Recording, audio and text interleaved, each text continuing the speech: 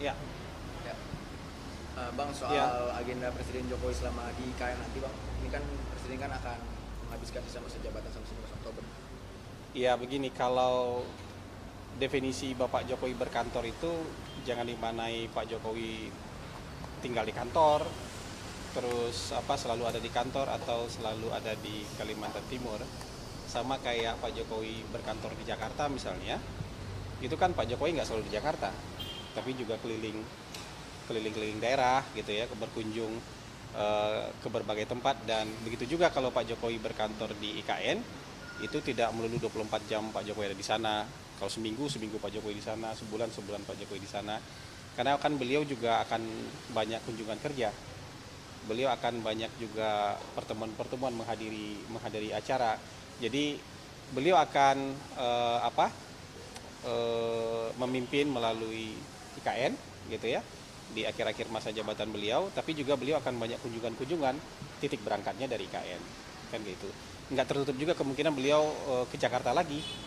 Jadi ini kan apa ya, ada banyak istana negara, ada banyak istana presiden yang bisa dipakai oleh presiden untuk menjalankan roda pemerintahan. Bisa di Jakarta, bisa di Bogor, bisa di IKN juga. Jadi ini sesuatu hal yang sesuatu hal yang biasa saja sebenarnya. Jadi kalau agenda detail itu mungkin bisa ditanyakan ke Pak Yusuf Permana ya, karena beliau yang paling paham soal agenda detail presiden. Tapi yang kita tahu bahwa nanti akan ada rencana rapat kabinet paripurna di KN tanggal 13. Karena para menteri juga sudah diundang untuk apa? Saya dapat informasi para menteri sudah diundang untuk ikut rapat kabinet di IKN nanti. Bang, kalau ada tamu ke negara itu berarti ntar Presiden juga akan menerima tamu negara di IKN juga Bang?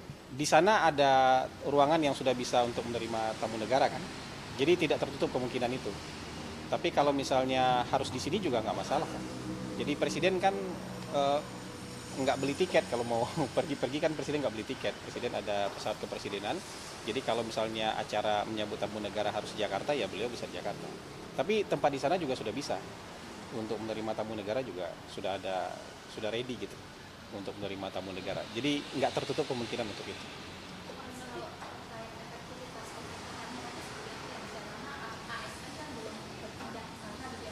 Iya.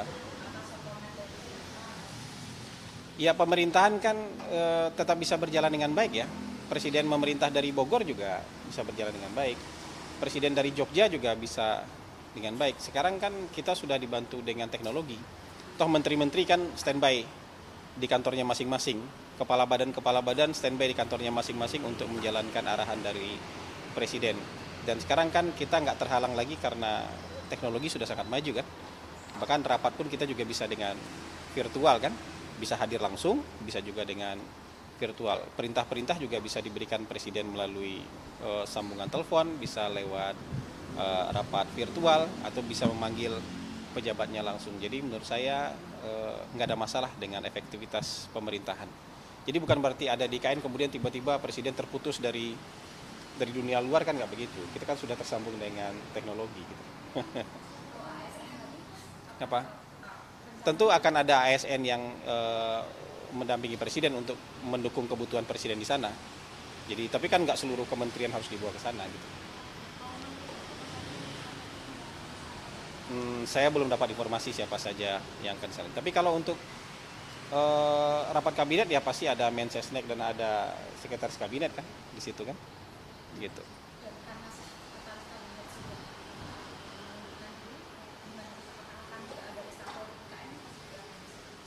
Itu hak prerogatif presiden tuh, saya nggak bisa mendahului itu. Jadi saya tidak bisa tahu lebih awal daripada presiden. Berarti alasan presiden sendiri untuk berkantor di KN salah satunya untuk mengejar realisasi investasi ya Pak. Mengenai kan realisasi investasi saat ini belum juga banyak yang teknis juga. Dan Nanti tanggal 19 atau tanggal 20 tuh akan ada rencana groundbreaking di IKN. ke-8. Iya, yang groundbreaking ke-8. Dan itu mungkin di antara groundbreaking itu ada 2 groundbreaking yang investasi asing kan. Ada satu dari China, ada satu dari Australia. Jadi ini sudah menunjukkan bahwa kepercayaan swasta itu, dan termasuk juga investor asing, untuk berinvestasi di IKN sudah mulai kelihatan wujudnya. Teman-teman, itu kita harus paham ya, mulai dari LOI, MOU, kontrak sampai groundbreaking itu butuh waktu. Jadi bukan berarti hari ini sudah ada LOI kemudian tiba-tiba besok orang groundbreaking, kan prosesnya panjang itu.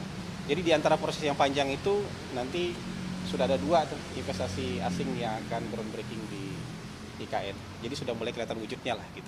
Ya, konfirmasi kembali Pak, kan memang perjalanannya panjang, tetapi memang apakah alasannya adalah untuk Ya bisa banyak hal, itu presiden sendiri yang tahu kebutuhan-kebutuhan itu. Tapi yang jelas Pak Jokowi juga ingin memperlihatkan kepada publik bahwa sudah ada yang selesai di IKN, sudah ada yang bisa beroperasional di IKN.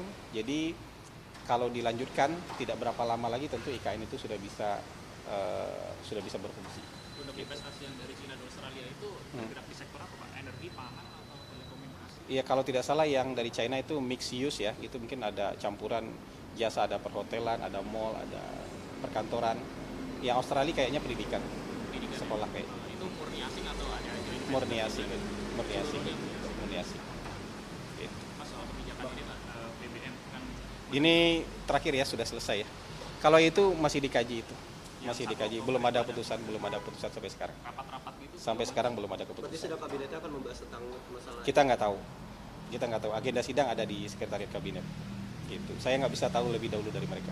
Bang, terakhir mungkin Bang soal nomenklatur Dewan Pertimbangan Agung ini yang ditolak Bang akhirnya oleh Itu kita belum bisa bersikap soal itu. Alasannya apa Pak, Nanti ya. pemerintah menolak perubahan nomenklatur di BPA? Dewan. Kok pemerintah menolak? Ya, kemarin Bahkan di- ditolak di Saya belum bisa memberikan informasi soal itu.